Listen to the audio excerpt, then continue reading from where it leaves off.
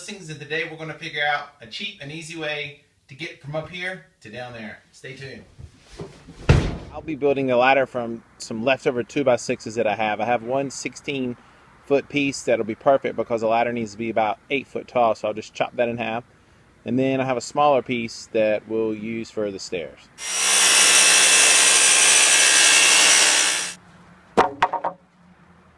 So each one of the stairs on this ladder are going to be 18 inches apart. So what we do now is just go down the line and measure 18 inches so we know where to screw.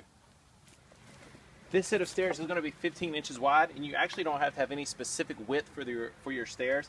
I just determined that'd be a good width for me, and also it just works out well. So that's how much wood that I have left. It's a scrap piece of wood from a previous project. So again, you can make your stairs any width you want, and you can make the length of the height of between each stair any length you want. This is just what I've done, and I'm just kind of showing you how it's all being put.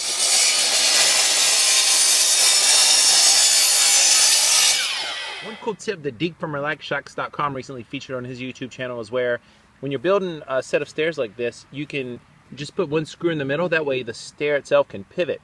And then once you find out the correct angle of your ladder, then you can put a level on top of this stair and then pivot it to where it's level. And then you can kind of go from there. So just a cool tip from Deke. Since oftentimes these 2x6s are warped, you can clamp everything together as you're screwing it in to make sure everything's tight.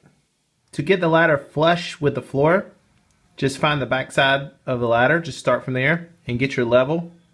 Make sure it's level and draw a line. And then from there we'll cut that part out.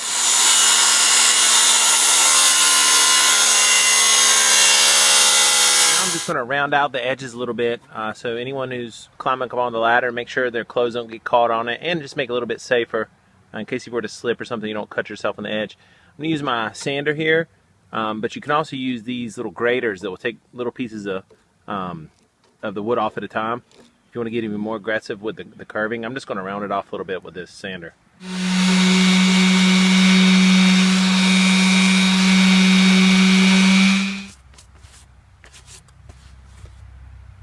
Now that we have the ladder built, we have to figure out a way to prevent it from swinging side to side, or even worse, falling down when you're climbing up it, making it a bad day for the person who's climbing up it. For the bar that the ladder will rest on, I use some galvanized plumbing pipe to help hold it up, and then we'll put some hooks on the ladder to help go around this part right here. These are some old hooks I had laying around, and we'll be using these for the hooks on the ladder, and they're real heavy duty, so they should do the trick.